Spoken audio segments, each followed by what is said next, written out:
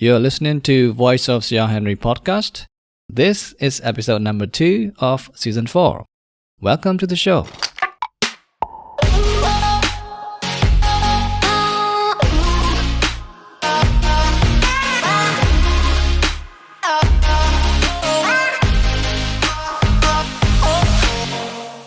Hello, this is your host Sayar Henry, and I'm happy to be back with another episode. But first of all, I think I owe an apology to my listeners. I am so sorry for delivering this episode 2 weeks later than it's supposed to be. As some of you might know already, I was very ill in the third week of February, and it took me more than a week to recover fully. So everything I planned had to be pushed back to the first week of March. I feel particularly sorry for listeners who were sick in those weeks, as I failed to keep my promise of keeping them company with my new episodes. I really hope all of you have recovered by now, and I'm very glad that I am with you again. Thank you so much for your waiting, your patience, and of course for tuning into my voice again today.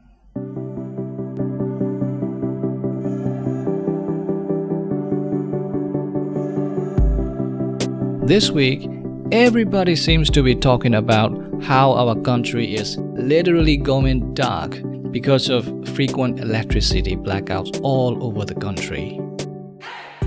At the time I'm preparing my work on this episode, it's been confirmed that the average electric power distribution for almost every part of the whole country each day is 6 hours.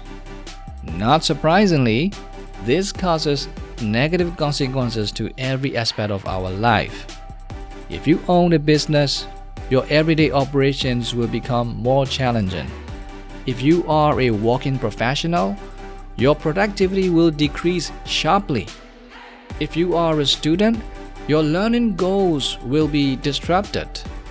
If you are a housewife/mother, your days will become a lot more exhausting.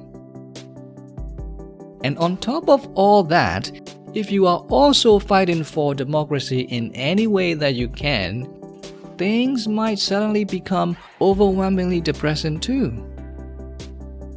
Now, this calls for a different style of priority management and resource planning. So, this is what I'm going to talk about today. I'm going to share with you some tips and tricks that are helping me to cope with this situation. This is not to say that I've been doing well under these circumstances. Trust me, my friend, I'm also struggling to deal with this challenge as bad as you are, if not worse. But my advantage is that as a self-employed teacher, I have spent several years of my life pursuing and figuring out productivity hacks so that I can run my teaching business as efficiently as possible. There are probably things I know that many of my listeners haven't come across with. So, without further ado, let's dive into that. First of all, we need to agree that electricity is probably the most fundamental need of our modern human life. A century ago, you could say food, clothing, and shelter are the only basic needs, but now almost everything we do to get through a day rely heavily on some form of electricity, whether it is from a power outlet or a battery. So, having extremely limited access to electricity like we are experiencing these days can put any modern person under a significant level of stress. And if you think about it, today's world is all about productivity. The default mindset of everyone in general is to do more, achieve more, earn more, produce more, consume more, socialize more, and the list goes on indefinitely with every aspect of our life. So, with less access to electricity, we are forced to do less with everything. which is the opposite of the direction the rest of the world is going for. That means if we are to make our modern mind suffer less from this experience and to maintain our mental energy in a positive state, we need to adjust our expectations in a counterintuitive way. Allow me to introduce you with a term called the bare minimum. This is a term that is used to describe the least possible effort you can put into something while also meeting the minimum requirement it demands. Let me explain it better with an example. Imagine that you are a genius in solving problems. Let's say you have the brain power to solve 5 problems a day. Then a company hires you to solve their problems.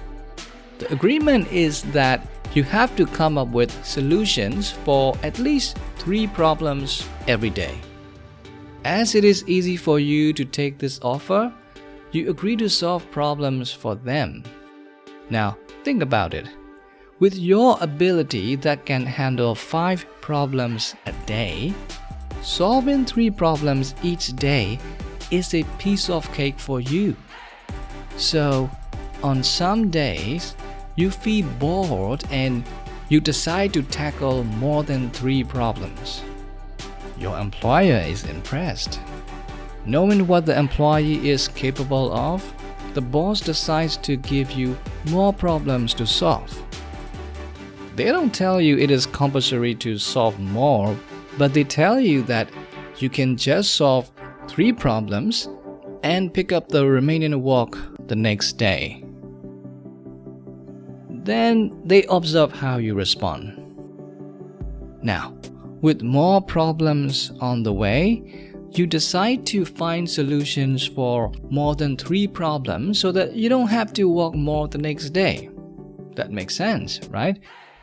So you work on 5 problems that day and everyone is happy. Then the next day, they give you more problems again. So you have to work at your full capacity again to complete as many tasks as you can because you don't want to leave more problems for the next day. And as days go by, they keep throwing more problems at you every day, and you keep working at your full capacity. And after a while, you feel like you deserve a raise and you ask the employer to pay you more. But unfortunately, they don't agree with it. They give you some excuses and you don't feel happy about that. So you start to look for a new employer that can pay you what you think you deserve. At the same time, you don't solve more than 3 problems at your current job anymore. You know you can solve more, but you also know you are not going to get any extra benefit for doing that. And despite feeling underappreciated, you also can solve less than 3 because that is not acceptable. So, you just keep your output at 3 problems per day, which is the least possible and acceptable effort you can give. And that, my friend, is the meaning of bare minimum. Now, you might be wondering if that is really a good idea, because doing just the bare minimum to get through the day sounds like something a bad employee would do. And you are right. Under normal circumstances, I would never recommend this kind of behavior to anyone, because I myself don't do that. My default perspective is that even if you are not appreciated or rewarded for your extra effort by your superiors, walking an extra mile can always make you grow and stronger, thereby giving you more confidence and higher professional value. However, we're not talking about an ordinary situation here. We're talking about 6 hours of electricity per day. If your work ethic is too high and your daily goals are too ambitious, how are you going to achieve these with very limited electricity?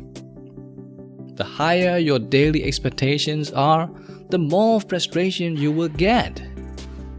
And even if you somehow manage to get everything done by using up all your resources, you will feel depleted at the end of the day, and you won't have any more energy left to do other important matters such as supporting the fight for justice and freedom. This wouldn't be a problem if you are the kind of person who is not interested in the country's future, or a person who has already given up the fight for democracy. But I don't think you are that person.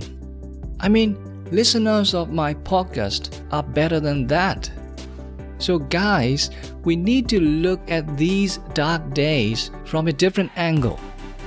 Whatever your to-do list or your calendar is showing, try to pick just 1 or 2 critical tasks to hit the bare minimum for that day, and invest the remaining physical and mental resources in larger matters. After all, this is not the time for personal growth.